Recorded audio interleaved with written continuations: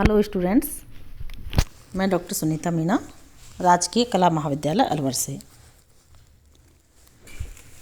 इनसे पहले वाले वीडियो में हम उन तथ्यों का वर्णन करते रहे हैं या करते आए हैं जो भारतीय राष्ट्रीयता के जन्म तथा विकास में सहायक रहे हैं, अर्थात राष्ट्रीय आंदोलन के जो प्रमुख कारण रहे हैं ये भारतीय राष्ट्रीयता के जन्म में सहायक रहे हैं। और हम यह भी कह आए हैं या कह चुके हैं कि भारतीय राष्ट्रीय जागरण उन नई शक्तियों का सीधा परिणाम था जिन्हें ब्रिटिश शासन और प्रतिक्रियावादी पहलुओं ने उत्पन्न किया था।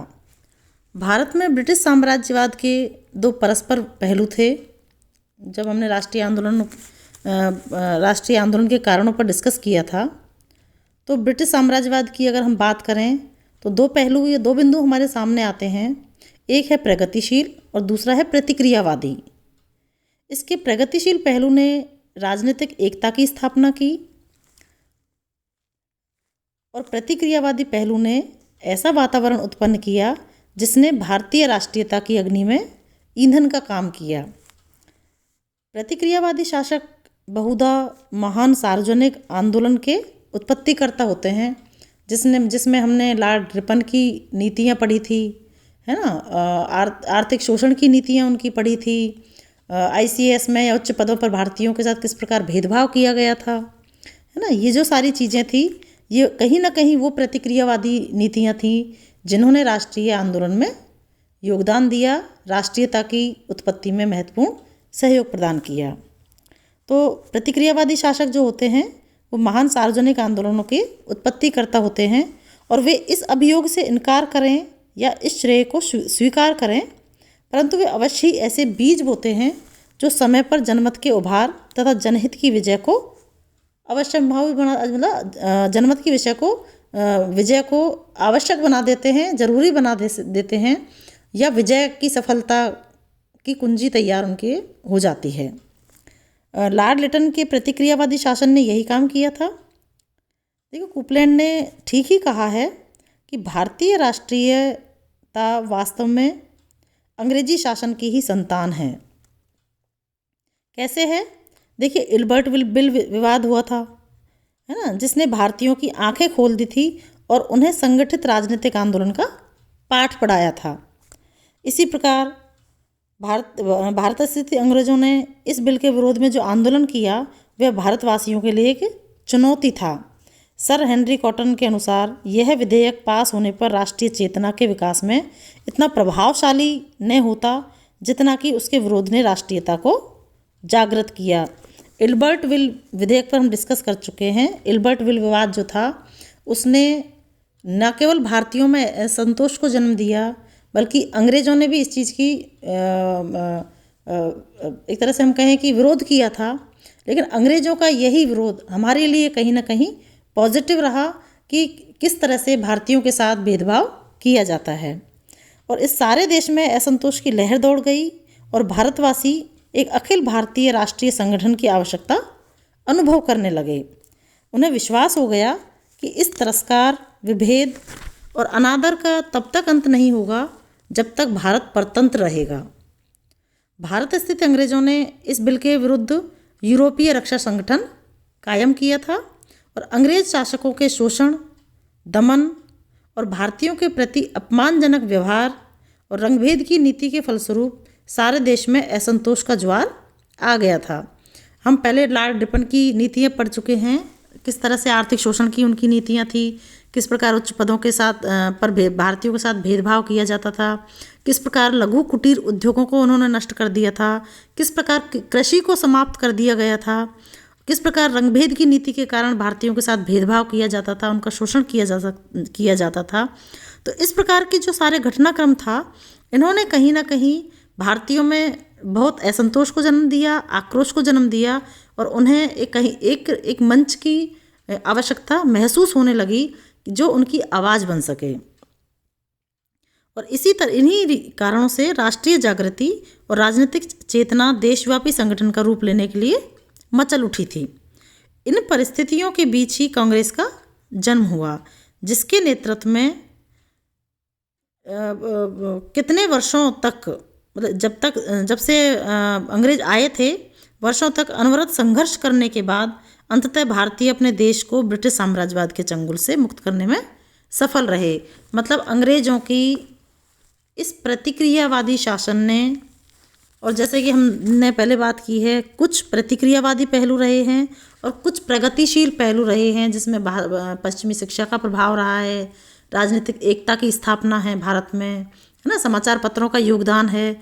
तो इस तरह के कुछ मिले जुले स्वरूप के कारण या चाहे वो प्रगतिशील स्वरूप रहा हो, चाहे वो प्रतिक्रियावादी रूप रहा हो, दोनों के परिणाम स्वरूप जिस आक्रोश का जन्म हुआ, उस आक्रोश ने एक असंतोष को जन्म दिया और पूरे देश में उस असंतोष के परिणाम स्वरूप एक आंदोलन पैदा हो गया था, एक असंतोष पैदा हो गया था।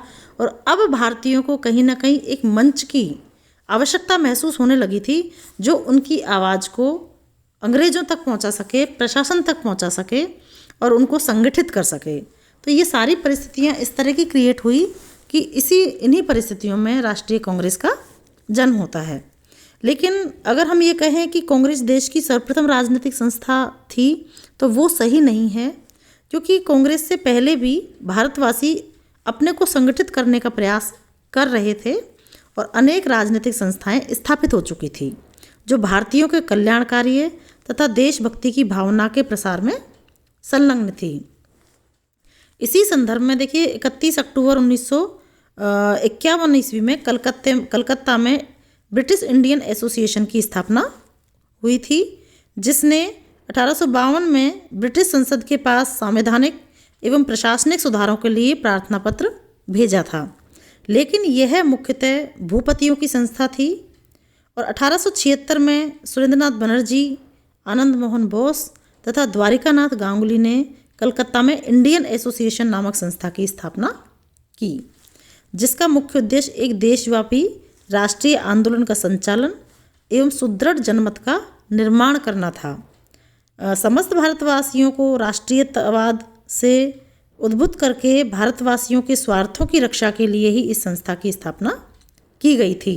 अर्थात इंडियन एसोसिएशन और ब्रिटिश इंडियन एसोसिएशन इस प्रकार की संस्थाएं थी जो कांग्रेस से पहले ही भारतवासियों के लिए कार्य कर रही थी। इसी प्रकार सुरेंद्रनाथ बनर्जी के नेतृत्व में इस संस्था ने ICS की परीक्षा में सम्मिलित होने के लिए भारतवासियों के लिए अधिकतम सुविधा प्राप्त करने का प्रचंड आंदोलन छेड़ दिया था। इस आंदोलन से भारत में एकता एवं राष्ट्रीयता की भावना उमड़ पड़ी थी और इस आंदोलन से यह भी स्पष्ट हो गया था कि धर्म, जाति एवं भाषा संबंधी विभिन्नताओं के रहते हुए भारत में राजनीतिक एकता संभव नहीं है।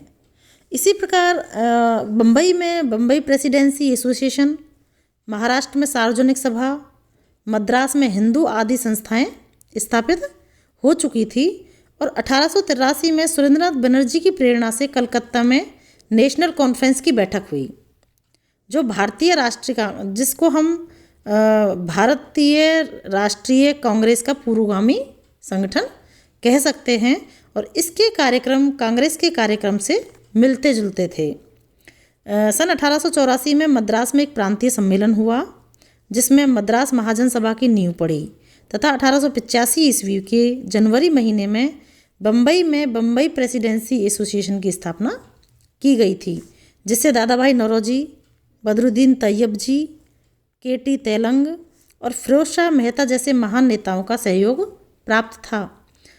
सन 1885 में मद्रास के अदियार नामक स्थान पर थियोसॉफिकल सोसाइटी के वार्षिक अधिवेशन के अवसर पर मद्रास के दीवान बहादुर रघुनाथ राव के निवास स्थान पर देश के लगभग 17 प्रमुख व्यक्तियों की एक बैठक हुई, जिसमें इंडियन नेशनल यूनियन की स्थापना करने का निश्चय किया गया था। इस बैठक का उद्देश्य था देश के सभी राजनीतिज्ञों को एकत्र करने के उपाय तथा किस प्रकार समस्त राजनीतिकों को एकत्रित किया जाए ताकि देश की वर्तमान परिस्थितियों पर विचार विमर्श हो सके। तो इस प्रकार जो भविष्य में देश को और इस प्रकार का एक संगठन की स्थापना हो सके जो भविष्य में देश को स्वराज्य की तरफ ले जाए। तो इन बैठकों के ये उद्देश्य रहे थे और इन संस्थाओं के कार्य क्षेत्र प्रांतों तक ही सीमित थे। लेकिन प्रॉब्लम क्या थी कि इतनी सारी जो संस्थाएं बनी थी, ये राष्ट्रीय स्तर की संस्थाएं नहीं थी, बल्कि इन सभी जो कार्यक्षेत्र जो था इन संस्थाओं का वो सीमित था। और फिर भी राष्ट्रीय जागृति की दृष्टि से इन संस्थाओं के प्रयत्न कम नहीं आके जा सकते। इन संस्थाओं के जो प्रयत्न थे वो काफ़ी सराहनीय थे। इन संस्थाओं ने एक अखिल भारतीय राष्ट्रीय संगठन की स्थापना की पृष्ठभूमि तैयार कर दी थी। ठीक उसी समय पूना के अवकाश प्राप्त सरकारी अफसर एलन ऑक्टेवियन हुम, जो इंग्लैंड की रेडिकल पार्टी के संस्थापक के सुपुत्र थे, भारतीय राजनीति क्षेत्र में प्रवेश करते हैं। तो इससे पहले देखिए, अभी तक कांग्रेस की स्थापना नहीं हुई है।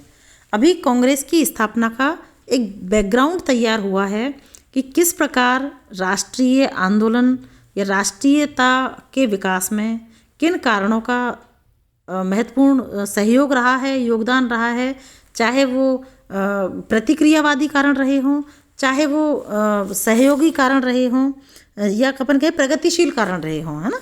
चाहे प्रतिक्रियावादी कारण रहे हों और चाहे प्रगतिशील कारण रहे हों, राष्ट्रीय कांग्रेस की स्थापना की पृष्ठभूमि हमें वहीं से मिलती है। और उसके बाद इन आंदोलन राष्ट्रीय चेतना की जैसे जैसे जागृति होती है, भारत में अलग अलग संगठनों की स्थापना होती है, जिसका हम डिस्कस कर चुके हैं। चाहे ब्रिटिश इंडियन एसोसिएशन है ना, चाहे इंडियन एसोसिएशन, कलकत्ता में इंडियन एसोसिएशन है, तो इस तरह की, चाहे बम्बई प्रेसिडेंसी एसोसिएशन है, चाहे महाराष्ट्र सार्वजनिक सभा है, तो इस प्रकार की संस्थाएं बन चुकी थी। लेकिन ये संस्थाएं एक सीमित दायरे में कार्य कर रही थी, एक सीमित क्षेत्र में कार्य कर रही थी। तो अब सवाल ये उठा, मतलब एक अपन ये कहें कि अब हमारे सामने चुनौती ये थी कि ऐसा भी कोई संगठन होना चाहिए जो पूरे देश की आवाज़ बन सके, है ना, पूरे भारत की आवाज़ बन सके, या पूरे देश को एक मंच प्रदान किया जा सके। और इन्हीं द्वंद्व में या इन्हीं परिस्थितियों में या इसी बैकग्राउंड में भारत में हुम का पदस्थापन होता है, या हुम की अपन कहें ना एकदम एंट्री होती है, जिसको हम कहीं ना कहीं, या अपन जिसको हम राष्ट्रीय कांग्रेस की स्थापना का जनक मानते हैं। हुम का बहुत बड़ा योगदान राष्ट्रीय कांग्रेस की स्थापना में होता है। और किस प्रकार से हुम इसका स्थापना करते हैं और राष्ट्रीय कांग्रेस के क्या उद्देश्य रहे हैं, इसको हम नेक्स्ट वीडियो में डिस्कस करेंगे। धन्यवाद।